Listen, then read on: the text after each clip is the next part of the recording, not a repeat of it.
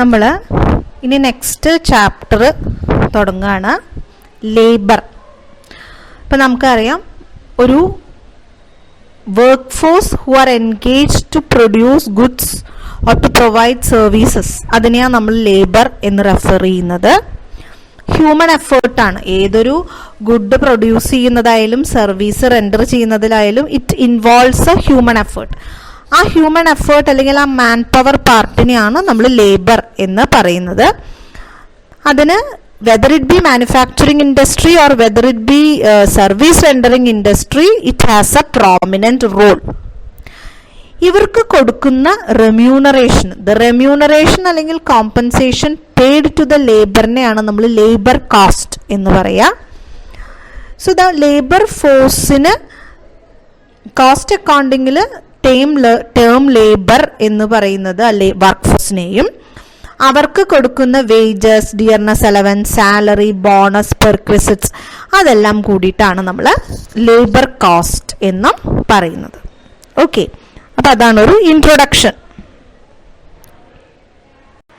ഇനി നമ്മൾ ലേബറിനെ പൊതുവെ രണ്ടായിട്ട് നമ്മൾ ക്ലാസിഫൈ ചെയ്യും, direct labour and indirect labour എന്ന്. അപ്പോൾ ഡയറക്റ്റ് ലേബർ എന്ന് പറഞ്ഞാൽ it is the labour cost which can be identified with and allocated to cost centre or cost unit. നമ്മൾ നേരത്തെ പഠിച്ചിട്ടുണ്ട്, ഡയറക്റ്റ് ആയിട്ട് ഏതെങ്കിലും ഒരു കോസ്റ്റ് യൂണിറ്റിലേക്കോ ഒരു കോസ്റ്റ് സെന്ററിലേക്കോ ഡയറക്ട്ലി ഐഡന്റിഫൈ ചെയ്യാനും അലോക്കേറ്റ് ചെയ്യാനും പറ്റുന്ന ലേബറിനെയാണ് നമ്മൾ ഡയറക്റ്റ് ലേബർ എന്ന് പറയാം. അതായത് wages paid to direct workers, machine operate ചെയ്യുന്ന ആൾക്കാർ, carpenters, weavers, assembly line workers, അങ്ങനെയുള്ളവർക്കൊക്കെ കൊടുക്കുന്ന വേജസ് ഒക്കെ നമ്മൾ ഡയറക്റ്റ് ലേബറിലാണ് നമ്മൾ വരിക. Productive labour, prime labour, prime cost labour എന്നൊക്കെ പേരുണ്ട്. ഇൻഡയറക്റ്റ് ലേബർ എന്ന് പറയുമ്പോൾ അത് labour cost which cannot be allocated but which can be apportioned or absorbed. നമുക്ക് ഇന്ന കോസ്റ്റ് സെന്ററിലേക്ക്, കോസ്റ്റ് യൂണിറ്റിലേക്കൊന്ന് ഡയറക്റ്റ്ലി അലോക്കേറ്റ് ചെയ്യാൻ പറ്റില്ല, അപ്പോർഷൻ ചെയ്യാനേ പറ്റുള്ളൂ അല്ലെങ്കിൽ അബ്സോർബ് ചെയ്യാനേ പറ്റുള്ളൂ. അതാണ് ഇൻഡയറക്റ്റ് ലേബർ എന്ന് പറയുന്നത്. അപ്പം നമുക്ക് പൊതുവെ you are classifying labour into direct labour and indirect labour. ഇനി ഡയറക്റ്റ് ലേബർ ആൻഡ് ഇൻഡയറക്റ്റ് ലേബറിന്റെ ഡിഫറൻസ് ആണ്. നമ്മൾ പറഞ്ഞു, direct labour can be easily identified with a particular cost centre or cost unit. ഒരു പെർട്ടിക്കുലർ കോസ്റ്റ് സെന്ററിനോടോ ഒരു cost യൂണിറ്റിനോ directly identify ചെയ്യാൻ പറ്റുന്നതാണ് ഡയറക്റ്റ് ലേബർ. അങ്ങനെ ഐഡന്റിഫൈ ഒരു പെർട്ടിക്കുലർ കോസ്റ്റ് സെന്ററിനോ പെർട്ടിക്കുലർ കോസ്റ്റ് യൂണിറ്റിലേക്കോ ഡയറക്ട്ലി ഐഡന്റിഫൈ ചെയ്യാൻ പറ്റാത്തതാണ് ഇൻഡയറക്റ്റ് ലേബർ എന്ന് പറയുന്നത്. ഇനി ഡയറക്റ്റ് ലേബർ നമുക്ക് can be fully allocated to a particular cost centre or cost unit. അങ്ങനെ പറ്റില്ല. നമുക്ക് ഇൻഡയറക്റ്റ് ലേബർ നമുക്ക് അങ്ങനെ അലോക്കേറ്റ് ചെയ്യാൻ പറ്റില്ല, നമ്മൾ അപ്പോർഷൻ ചെയ്യാണ് ചെയ്യുക. ടു സെവറൽ കോസ്റ്റ് സെന്റേഴ്സ് അല്ലെങ്കിൽ കോസ്റ്റ് യൂണിറ്റ്സിലേക്ക് നമ്മൾ അപ്പോർഷൻ ചെയ്യാണ്. ഡയറക്റ്റ് ലേബർ കോസ്റ്റ് എന്ന് പറയുന്നത് പ്രൈം കോസ്റ്റിന്റെ ഒരു പാർട്ടാണെങ്കിൽ ഇൻഡയറക്റ്റ് ലേബർ കോസ്റ്റ് എന്ന് പറയുന്നത് ഓവർ ഹെഡിന്റെ ഒരു പാർട്ടാണ്. ഇതൊക്കെ നമ്മൾ സ്റ്റാർട്ടിംഗ് ചാപ്റ്ററിൽ പഠിച്ചിട്ടുള്ളതാണ്. ഡയറക്റ്റ് ലേബർ കോസ്റ്റ് ഔട്ട്പുട്ടിനനുസരിച്ചിട്ട് ഡയറക്റ്റ് പ്രൊപ്പോർഷനിൽ, ഔട്ട്പുട്ട് കൂടുമ്പോൾ ഡയറക്റ്റ് ലേബർ കോസ്റ്റ് കൂടും, ഡയറക്റ്റ് പ്രൊപ്പോർഷനിൽ വേരി ചെയ്യും. ഇൻഡയറക്റ്റ് ലേബർ ഡയറക്റ്റ് പ്രൊപ്പോർഷൻ അല്ല, does not vary in direct proportion to output. Direct labour ആകുമ്പോൾ ഔട്ട്പുട്ട് കൂടിയ ഡയറക്റ്റ് ലേബർ കൂടും എന്നാണ്, ഔട്ട്പുട്ട് കുറഞ്ഞാൽ ഡയറക്റ്റ് ലേബർ കുറയും. പക്ഷെ ആ ഒരു തരത്തിലല്ല ഇൻഡയറക്റ്റ് ലേബർ വരുന്നത്. നമുക്കൊരു ഡയറക്റ്റ് പ്രൊപ്പോർഷൻ പറയാൻ പറ്റില്ല. ഇനി നമുക്ക് ഡയറക്റ്റ് ലേബർ കോസ്റ്റിനെ കൺട്രോൾ ചെയ്യാൻ എളുപ്പമാണ്, but it is not easy to control the indirect labour. അപ്പൊ പ്രൈമറി ഡിഫറൻസ് ഇതാണ്. നമുക്ക് ലേബർ ആകുമ്പോൾ ഒരു കോസ്റ്റ് സെന്ററിലോ കോസ്റ്റ് യൂണിറ്റിലോ ഈസിലി ഐഡന്റിഫൈ ചെയ്യാനായിട്ട് പറ്റും, അലോക്കേറ്റ് ചെയ്യാൻ പറ്റും. പക്ഷെ ഇൻഡയറക്റ്റ് ലേബർ അങ്ങനെ ഐഡന്റിഫൈ ചെയ്യാനും പറ്റില്ല, അലോക്കേഷൻ അല്ല അപ്പോർഷൻ ചെയ്യാനേ പറ്റുള്ളൂ.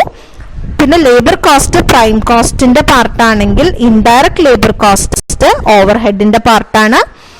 ഡയറക്റ്റ് ലേബർ കോസ്റ്റ് ഔട്ട്പുട്ടിന് ഡയറക്റ്റ് പ്രൊപ്പോർഷനിൽ വേരി ചെയ്യും. ഇൻഡയറക്റ്റ് ലേബർ കോസ്റ്റ് ഡയറക്റ്റ് പ്രൊപ്പോർഷനിലല്ല വേരി ചെയ്യുക. ഇനി ഡയറക്റ്റ് ലേബർ കോസ്റ്റ് നമുക്ക് കൺട്രോൾ ചെയ്യാൻ എളുപ്പമാണ്, ഇൻഡയറക്റ്റ് ലേബർ നമുക്ക് ആ രീതിയിൽ കൺട്രോൾ ചെയ്യൽ പോസിബിൾ അല്ല. ഇതാണ് ഡിഫറൻസ്. നെക്സ്റ്റ് റെക്കോർഡിംഗ് ഓഫ് ടൈമാണ്. അതായത് നമ്മളൊരു ലേബർ കോസ്റ്റ് കൺസിഡർ ചെയ്യണമെങ്കിൽ ഒരു എംപ്ലോയി എത്ര സമയം വർക്ക് ചെയ്തു, time of each worker employed എന്നുള്ള സാധനം കണ്ടുപിടിക്കണമല്ലോ. അത് കണ്ടുപിടിക്കാനുള്ള ജോലി, ആ ഒരു ബാധ്യത it's a function of time keeping department. Time keeping ഡിപ്പാർട്ട്മെന്റുകാരാണ് ടൈം റെക്കോർഡ് ചെയ്യുക. അപ്പൊ രണ്ട് തരത്തിലാണ് ടൈമിന്റെ റെക്കോർഡിംഗ് നടക്കുക: time keeping, time booking. Time keeping എന്ന് പറഞ്ഞാൽ ഒരു arrival and departure time of workers ആണ്. ഒരു നമ്മൾ രജിസ്റ്ററിൽ സൈൻ ചെയ്യുക വരുമ്പോൾ, അല്ലെങ്കിൽ പഞ്ച് ചെയ്യുക, ഈ വക സംവിധാനങ്ങളൊക്കെ എപ്പോൾ അറൈവ് ചെയ്തു, എപ്പോൾ ഡിപ്പാർച്ചർ ചെയ്തു എന്നുള്ളതാണ്. അപ്പൊ റെക്കോർഡിംഗ് അറ്റൻഡൻസ് ടൈമാണ്. അപ്പൊ അതിനെ നമ്മൾ ടൈം കീപ്പിംഗ് എന്നാണ് പറയുക. അപ്പോൾ it gives the total time spend by workers in a factory. ഒരു ഫാക്ടറിയിൽ മൊത്തം എത്ര സമയം വർക്കേഴ്സ് ചെലവഴിക്കുന്നുണ്ട് എന്നുള്ളൊരു കാര്യം അറിയാനാണ് ഈ ടൈം കീപ്പിംഗ്. ടൈം ബുക്കിംഗ് എന്ന് പറഞ്ഞാൽ രാവിലെ ഇത്ര മണിക്ക് വരുന്നു, വൈകുന്നേരം ഇത്ര മണിക്ക് പോകുന്നു എന്ന് പറഞ്ഞതുകൊണ്ട് മാത്രം കാര്യമില്ല. ഇവിടെ വന്നിട്ട് അവരുടെ ജോലിയിൽ അവരെത്ര സമയം, നമുക്കിപ്പോൾ ഇവിടെ രാവിലെ തൊട്ടിട്ട് വന്നിട്ട് വെറുതെ എവിടെയെങ്കിലും പോയിരിക്കാം, കോളേജ് നമ്മൾ എന്താ പറയുക ഓഫീസിൽ വരണം എന്നേ ഉള്ളൂ. പക്ഷെ actual time spend by workers on various jobs, പല ജോബിലും എത്ര ടൈം ആക്ച്വലി സ്പെൻഡ് ചെയ്യുന്നുണ്ട് എന്നുള്ളതിനാണ് നമ്മൾ ടൈം ബുക്കിംഗ് എന്ന് പറയാം. So the time booking is a process of recording the actual hours worked by a worker on various jobs during each day. അപ്പോൾ അത് attendance മാത്രമല്ല, പ്രൊഡക്റ്റീവ്ലി അവരിവിടെ എൻഗേജ്ഡ് ആണോ എന്നുള്ളതും കൂടി ക്രോസ് ചെക്ക് ചെയ്യാനാണ് ടൈം ബുക്കിംഗ്. എന്തിനാണ് ടൈം കാൽക്കുലേറ്റ് ചെയ്യണമെന്ന് വെച്ചാൽ ടോട്ടൽ എത്ര അവർ വർക്ക് ചെയ്തു എന്നുള്ളത് അറിഞ്ഞാലല്ലേ, ആ അവറിന്റെ ബേസിലല്ലേ നമ്മൾ കോസ്റ്റ് കാൽക്കുലേറ്റ് ചെയ്യുന്നത്. അതാണ് റെക്കോർഡിംഗ് ഓഫ് ടൈം കൊണ്ട് ഉദ്ദേശിക്കുന്നത്. ഇനി നമുക്ക് എങ്ങനെയാണ് ഒരു ലേബർ കോസ്റ്റ് കമ്പ്യൂട്ട് ചെയ്യുന്നത് എന്ന് നോക്കാം. അപ്പോൾ കുറച്ച് പർട്ടിക്കുലേഴ്സ് ഇവിടെ തന്നിട്ടുണ്ട്. അതായത് ഒരു പെർട്ടിക്കുലർ വർക്കറിന്റെ ബേസിക് സാലറി എന്ന് പറയുന്നത് ₹2000 പെർ മന്ത് ആണ്. അവിടെ ലീവ് സാലറി എന്ന് പറയുന്നത് 5% ആണ്. എംപ്ലോയറിന്റെ കോൺട്രിബ്യൂഷൻ, PF-ലേക്കുള്ള എംപ്ലോയറിന്റെ കോൺട്രിബ്യൂഷൻ ഈ ബേസിക് സാലറിയുടെയും ലീവ് സാലറിയുടെയും 8% ആണ്. ESI-ലേക്കുള്ള എംപ്ലോയേഴ്സിന്റെ കോൺട്രിബ്യൂഷൻ ഈ എയുടെയും ബിയുടെയും 2.5% ആണ്. Pro rata expenditure on labour amenities എന്ന് പറയുന്നത് ₹179.5 പെർ ഹെഡ് പെർ മന്ത് ആണ്. വർക്കിംഗ് അവേഴ്സ് 200 ആണ്. 8 മണിക്കൂറാണ് ഒരു ലേബർ പണിയെടുക്കുന്നത്. അങ്ങനെയാണെങ്കിൽ ലേബർ കോസ്റ്റ് അസർട്ടേൺ ചെയ്യാനാണ് പറഞ്ഞിരിക്കുന്നത്. ബേസിക് സാലറി, ലീവ് സാലറി, PF-ലേക്കും ESI-ലേക്കുള്ള കോൺട്രിബ്യൂഷൻ, ലേബർ അമ്യൂണിറ്റീസിന് കൊടുക്കുന്ന റുപ്പീസ്, എത്ര അവർ വർക്ക് ചെയ്യുന്നു, ഒരു മന്തിൽ ടോട്ടൽ എത്ര വർക്കിംഗ് അവേഴ്സ് ഉണ്ട്, ഇത്രയും ഡീറ്റെയിൽസ് തന്നിട്ട് നമ്മളോട് ലേബർ കോസ്റ്റ് കാൽക്കുലേറ്റ് ചെയ്യാനാണ് പറഞ്ഞിട്ടുള്ളത്. അപ്പൊ അതെങ്ങനെയാണ് കാൽക്കുലേറ്റ് ചെയ്യണമെന്ന് നോക്കൂ. ബേസിക് സാലറി എന്ന് പറയുന്നത് 2000 ആണ്. ലീവ് സാലറി എന്ന് പറയുന്നത് 2000-ന്റെ 5% ആണ്, അതായത് 100. PF-ന്റെ കോൺട്രിബ്യൂഷൻ എന്ന് പറയുന്നത് ബേസിക് സാലറിയുടെയും ലീവ് സാലറിയുടെയും 8% എന്ന് വെച്ചാൽ 2000 + 100 2100, അതിന്റെ 8% 168. ESI എന്ന് പറയുന്നതും ബേസിക് സാലറിയുടെയും ലീവ് സാലറിയുടെയും 2.5% ആണ്, 52.50. Pro rata labour amenities per head per month 179 ആണ്. അങ്ങനെ വരുമ്പോൾ ആ കോസ്റ്റ് എന്ന് പറയുന്നത് 2500 ആണ്. അപ്പോൾ 8 hours labour cost per day, ഓരോ ദിവസവും 8 മണിക്കൂർ ജോലി ചെയ്യുമ്പോൾ എന്താണ് കോസ്റ്റ് എന്ന് കണ്ടുപിടിക്കാൻ 2500 divided by working hours in a month, അത് 200 × 8, അപ്പൊ 100 എന്ന് കിട്ടും. So labour cost per day of 8 hours എന്ന് പറയുന്നത് ₹100 ആണ്. ഇതാണ് statement of labour cost per day for 8 hours. Okay, ഇനി computation of labour cost and cash required for payment. Labour cost മാത്രമല്ല, എത്ര ക്യാഷ് വേണം ഈ പേയ്മെന്റ് ഓഫ് വേജസിന് എന്നുള്ളതും കൂടി കാൽക്കുലേറ്റ് ചെയ്യാൻ വേണ്ടിയിട്ടാണ് ഡീറ്റെയിൽസ് തന്നിരിക്കുന്നത് നോർമൽ ടൈം വർക്കിനുള്ള വേജസ് 31,000 ആണ്, ഓവർ ടൈമിനുള്ള വേജസ് 2,000 ആണ്, ലീവ് വേജസ് 2,500 ആണ്. 2 ഡിഡക്ഷൻ ആണ്. സ്റ്റേറ്റ് ഇൻഷുറൻസിലേക്കുള്ള കോൺട്രിബ്യൂഷൻ ഒരു 750ഉം എംപ്ലോയി കോൺട്രിബ്യൂഷൻ ടു PF 1,500ഉം വരുന്നുണ്ട്. House rent 20 employees 500 per month എന്നുള്ള രീതിയിൽ റിക്കവർ ചെയ്യാനുണ്ട്. സോ ഇനി നമ്മളോട് നമുക്ക് എത്ര വേജസ് കൊടുക്കാൻ എത്ര ക്യാഷ് റിക്വയർ ചെയ്യണം എന്നുള്ളതാണ് കാൽക്കുലേറ്റ് ചെയ്യാൻ പറഞ്ഞിട്ടുള്ളത്. സോ അതെങ്ങനെ നമുക്ക് നോക്കാം. Statement showing cash required for payment of wages. ഇപ്പോൾ ഓവർ ടൈം വർക്ക് ചെയ്തതിനുള്ള വേജസ് എന്ന് പറഞ്ഞാൽ 31 ആണ്, ഓവർ ടൈമിന് 2,000 ആണ്, ലീവ് വേജസ് 2,500 ആണ്.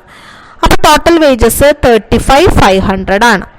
അതിൽ ഡിഡക്ഷൻ വരുന്നത് ഒരു 750 റുപ്പീസ് സ്റ്റേറ്റ് ഇൻഷുറൻസ്, എംപ്ലോയീസിന്റെ കോൺട്രിബ്യൂഷൻ PFലേക്ക് 1,500, 20 എംപ്ലോയീസിന്റെ കയ്യിൽ നിന്ന് 500 പെർ മന്ത് റിക്കവർ ചെയ്യുമ്പോൾ ഒരു 10,000 റുപ്പീസ്.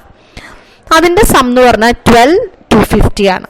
അപ്പൊ 35,500ൽ നിന്ന് 12,250 റെഡ്യൂസ് ചെയ്ത് കിട്ടുന്ന 23,250 ആണ് cash required for payment of wages. ഇത്രേ ചെയ്തിട്ടുള്ളൂ. എത്ര വേജസ് വരും, അതിൽ നിന്ന് എന്തൊക്കെ ഡിഡക്ഷൻ വരും, അതായിരിക്കും cash required for payment of wages. അത് ക്ലിയർ ആയി എന്ന് വിചാരിക്കണോ? നെക്സ്റ്റ് ലേബർ റെമ്യൂണറേഷൻ ആണ്. നമുക്കറിയാം വർക്കേഴ്സിന് ഹാപ്പി ആൻഡ് കണ്ടന്റ് ആവണമെങ്കിൽ അവർക്ക് ഒരു റെമ്യൂണറേഷൻ ആവശ്യമാണ്. ഒരു സൗണ്ട് സിസ്റ്റം ഓഫ് റെമ്യൂണറേഷൻ മാത്രമേ വർക്കേഴ്സിനെ ഹാപ്പി ആക്കുള്ളൂ. അപ്പം അങ്ങനെ ഹാപ്പി ആയിട്ടുള്ള വർക്കേഴ്സ് മാത്രമേ മാക്സിമം എഫേർട്ട് എടുക്കുള്ളൂ മാനുഫാക്ചറിങ് പ്രോസസ്സിൽ. എന്നാലേ എഫിഷ്യൻസി കൂടുള്ളൂ, അറ്റ്മോസ്ഫിയർ വർക്ക് അറ്റ്മോസ്ഫിയർ നന്നാവുള്ളൂ. അപ്പം അതിനൊക്കെ വെക്കുമ്പോൾ അങ്ങനെയൊക്കെ ചിന്തിക്കുമ്പോൾ ലേബേഴ്സിനെ റെമ്യൂണറേഷൻ കൊടുക്കുക എന്നുള്ളത് തന്നെ ഒരു ബുദ്ധിമുട്ടായിട്ടുള്ള ഒരു പ്രോസസ്സാണ്. അപ്പം ഐഡിയൽ വേജ് പ്ലാൻ ആക്ച്വലി ആവശ്യമാണ് എല്ലാ ഓർഗനൈസേഷനിലും. അങ്ങനെയുള്ളൊരു ഐഡിയൽ വേജ് പ്ലാനിൻ്റെ ക്യാരക്ടറിസ്റ്റിക്സ് അല്ലെങ്കിൽ ഫീച്ചേഴ്സ് എന്ന് പറയുന്നത്, ഒന്ന്, അണ്ടർസ്റ്റാൻഡ് ചെയ്യാനും ഓപ്പറേറ്റ് ചെയ്യാനും സിമ്പിളായിരിക്കണം. വർക്കേഴ്സിന് മനസ്സിലാവണം എത്ര ശമ്പളം അവർക്ക് കിട്ടുന്നത് എന്താണ്. അതുപോലെ സയന്റിഫിക് ടൈം ആൻഡ് മോഷൻ സ്റ്റഡിയുടെ ബേസിസിലായിരിക്കണം. വെറുതെ എന്തെങ്കിലും ഒരു റൗണ്ടായിട്ട് ഇത്ര എമൗണ്ടിന് ഇത്ര വർക്ക് ചെയ്തു ഇത്ര കൊടുക്കുക, ആ രീതി പറ്റില്ല. It should B on the basis of correct scientific time and motion study. പിന്നെ ഒരു മിനിമം വേജ്, ഒരു സാറ്റിസ്ഫാക്ടറി ലെവലിൽ ഒരു മിനിമം വേജ് ഗ്യാരണ്ടീഡ് ആയിരിക്കണം. മിനിമം ഇത്ര പണിയെടുത്താൽ ഇത്ര സാലറി മിനിമം കിട്ടും എന്നുള്ള ആ മിനിമം സാലറി എപ്പോഴും ഗ്യാരണ്ടീഡ് ആയിരിക്കണം. It should be fair for both employer and employees. അതായത് എംപ്ലോയീസിന് കൂടുതൽ ലാഭം ഉണ്ടാക്കാൻ എംപ്ലോയർക്ക് കൂടുതൽ ലാഭം ഉണ്ടാക്കാൻ എന്നുള്ള ഒരു നിലപാടില്ല. It should be fair. Trade യൂണിയൻസിന് ആക്സെപ്റ്റബിൾ ആയിരിക്കണം. പ്രോപ്പർ ഇൻസെൻറ്റീവ് പ്രൊവൈഡ് ചെയ്യണം for the workers who work hard. അല്ലെങ്കിൽ അപ്പം തോന്നില്ല എന്തിനാ അപ്പം ഇങ്ങനെ കൂടുതൽ പണിയെടുക്കുന്നത്, പണിയെടുത്താലും പണിയെടുത്തില്ലെങ്കിലും ഒരേ പൈസയാണല്ലോ, so I should I work hard എന്നുള്ളൊരു ഫീൽ ഉണ്ടാക്കാനായിട്ട് പാടില്ല. വർക്കേഴ്സിന്റെ മൊറയിൽ ഇൻക്രീസ് ചെയ്യണം കൂടുതൽ സാലറി കിട്ടുമ്പോൾ. അതായത് അവർ ചിന്തിക്കണം, ഇത്രയും ഹൈലി പെയ്ഡ് ആയിട്ട് am I doing justice to the amount which I am getting എന്നുള്ളൊരു തോട്ട്, ആ ഒരു മൊറാലിറ്റി പ്രൊവോക്ക് ചെയ്യാൻ പറ്റുന്നതായിരിക്കണം.